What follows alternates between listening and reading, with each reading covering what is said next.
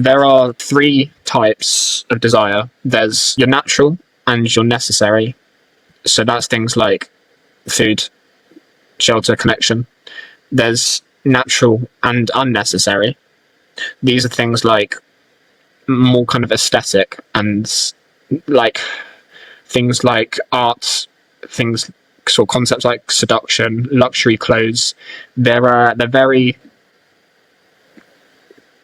things for our comfort, for our pleasure, and kind of have that same thing of common theme of novelty.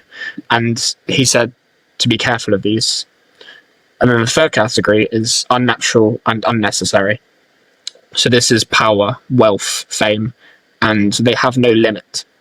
And the problem with these is that they always lead to pain and fear. These are artificial, and their society constructs them.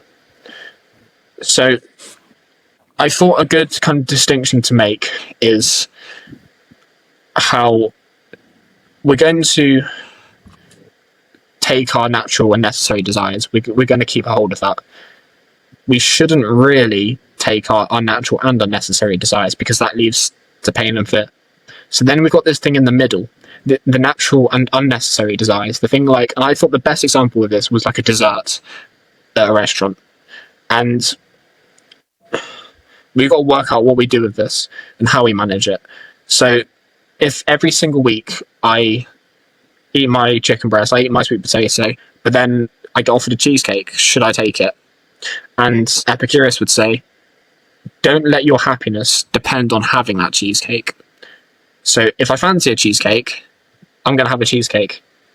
But if I'm dependent on it, then that's where the problem kind of starts. It kind of reminds me as well about that fertility guy we had on ages ago, when he was like, if you're going to have a burger, make sure you bloody enjoy it.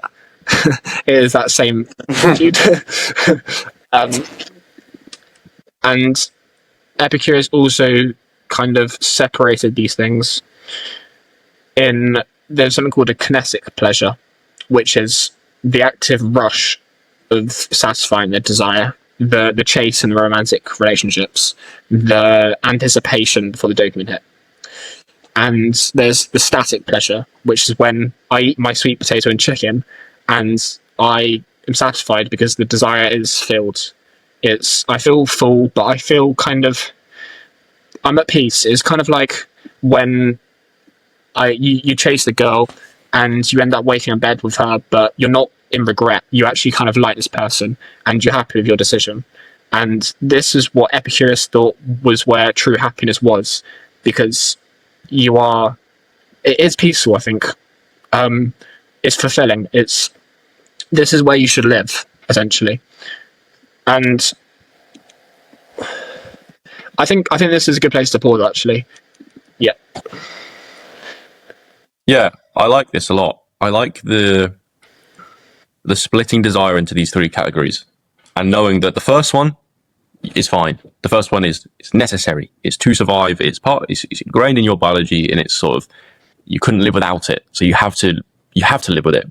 And the last one, you definitely know you should avoid at all costs. There are certain desires we know we shouldn't be working with, right? You don't want to strive for fame, and strive for ego, let's say, because they're just going to lead you down a bad path. You know that it's going to hurt you in the end. And then there's this middle section, which is complicated and requires like mindfulness and virtue to kind of separate the wheat from the chaff and distinguish what things are worth investing in. Because you take an emotion like lust and you go, well, if that goes unmanaged, it can take down quite a dark path. But also, it's the desire that motivates you to engage in relationships. And if you do that well and with mindfulness and with virtue, it can bloom into one of the most, if not the most beautiful parts of your life. And like you say with the cheesecake example or the burger example, it's like, yeah, isn't it amazing that we can go to a restaurant and order cheesecake and eat it? I mean, it's a beautiful experience if you're mindful, if you're present, and you are able to manage that desire, and it doesn't take you down a dark path of addiction and dependence. So it's a really nice way of framing and like separating our desires to then inform us how to manage them. Really, really nice. If you've got more, carry on. I like this. I thought this was very interesting in the context of children, because as a parent, I think it's a big, important job is to moderate the child's desires. They're always asking for sugar. They always want attention. They are at the vulnerable stage where that desire can easily get out of hand. So I think about my parents in that I think they were quite good at this, in how when I'd ask if I can have a dessert, there'd sometimes be they'd sometimes say no, they don't have it. Sometimes they said yes, and it was not, I never relied on it. And so there was sometimes a kind of disappointment because there wasn't dessert, but I also didn't get complacent. And it's almost like the dessert had a weight to it, had a value to it. And I think that was pretty crucial because, I mean, it might not seem like much, but I think it's kind of a form of conditioning in how my brain is trained to be almost disciplined. And Socrates was asked, like, what is discipline? And he replies, mastery over yourself. And then the other guys are like, what does that mean? And he said, it means that you have different elements in your personality. One's best and one's worse. And the better one has control over the worse ones. And I think with the dessert, I think having that occasional no, we don't have it, it kind of allows that voice to grow, that disciplined voice to grow over the one that's constantly craving it. And I think about with other examples of, there's a lot of kids that won't eat dinner with their family. And for us, it was a non-negotiable. So if I said to my parents that I want to go and play video games and bring my food upstairs, they would say, no, it's a non-negotiable that we eat dinner on the table. And that is crucial for because if I win, I start playing video games, then I want it the next day. And if I keep winning, it's like I immediately just fleet to the addiction. And that's a way that I could have been conditioned to now be really not manage my desires well. So I think this is an important idea. And to kind of finish up, I thought it'd be good to bring Freud into this, because I think he's the argument against. And if I say, let's say the child, if I always am getting denied dessert, always getting denied sugar, what he maybe would say, and you probably know more about this than me, so correct me if I'm wrong, but I would kind of, my ego would get frustrated, and the desire would be put into the unconscious, and it's repressed to later in life where it would come out, and it would manifest in anger issues and maybe binge eating, compulsive habits, things like that. And so I think if you are constantly getting denied, we have this natural thing for desire, which Freud would think, and it's things that are not treated maybe would come out unconsciously and expressed in ways that don't favour us. So, yeah. Yeah, I think that's really nice. And you pretty much like put Freud's idea of repression in good light there. So yeah, it's good. I've got many points. I've got one on the discipline thing, one on the parenting thing, and one on the Freud thing. The discipline one, I'll kind of link it to a personal story as well. Because is it discipline? Is discipline as simple as saying no to something? Because you can say no for the reason that you don't feel like you can say yes. All right, maybe I've explained that badly, but let me put it in context, right? I went through an era where I was like extremely strict with myself, okay? During lockdown, I had this crazy routine. I was like completely captured by like the self-improvement space, and mainly because I was driven by insecurity and unhappiness and like dissatisfaction with my life. And like I ate so clean to the point where it was unhealthy, even though I was eating healthily. And that was because I didn't feel like I could say yes to the cake. So I was saying no, right? Which looked on the surface like discipline. But was it? because I wasn't necessarily choosing whether to say yes or no. I was so like stuck in some kind of mental place that I couldn't say yes to the thing. I couldn't indulge. And is discipline a more balanced thing where you have the power to say yes and no depending on the situation?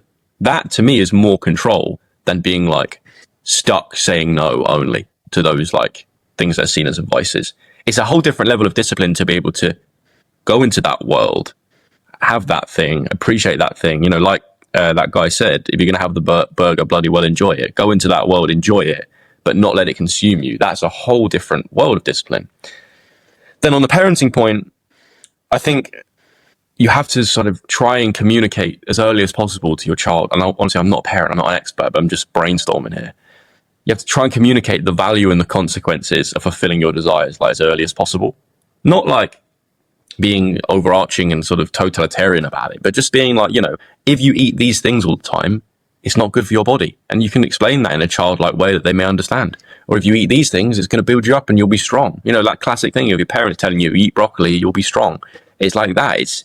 It's trying as early as possible to introduce children to that cause and effect relationship to their decisions and which desires they pursue.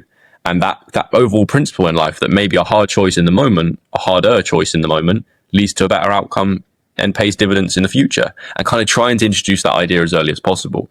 I think that's the way you navigate that, I guess. And then that doesn't necessarily mean you hold them back from desire completely, because there are times where, you know, they should be able to have an ice cream and all that kind of like that's a beautiful part of childhood. But there's a balance point. And I guess that's the hard thing, isn't there? It's finding a balance point in parenting generally, like how much control do you have versus how much freedom do you give? How much do you guide and how much do you watch? It's a very nuanced area. So that's why no one gets it 100% right. And that's why there's no real like concrete guidebook to it. And then my final bit on Freud, I think it's a good counter argument. But the Freud thing comes, I think, from too much constraint, right? So the difference between like teaching your kid, if you teach your kid the value and the consequences of desire, rather than like completely shutting it out, that's the appropriate way. Because if you completely shut it out, that's when I think the Freudian ideas of like repression and desire come in. Like I had a friend in school who like his parents for the majority of his childhood and teenagehood were like, you get like 1 day of the week where you get screen time. Or I don't know if it was like 1 hour a day or like 1 hour a week or something like that. It was like very like disciplined and fine tuned. But then when he got access to technology through just being an adult and having his own mobile phone or whatever, it like consumed him way more than everyone else in my like year group. Wow. And I think to myself, that's just anecdotal, yeah? It could have been his personality disposition would lead to that anyway, like independent of the parenting technique. But I go, that real high level of constraint then led for the desire to just grow and grow and grow and grow. And if he'd had more exposure early on, but been like taught that you need balance and there's consequences to this, then when he got to that point where he had access to it himself because he was an adult, he wouldn't have got so consumed. So, yeah. Any thoughts on those? It's almost like the last one. You're going from nothing to full kind of obsession. And I think that's just the wrong way. It needs to be the slowly introduced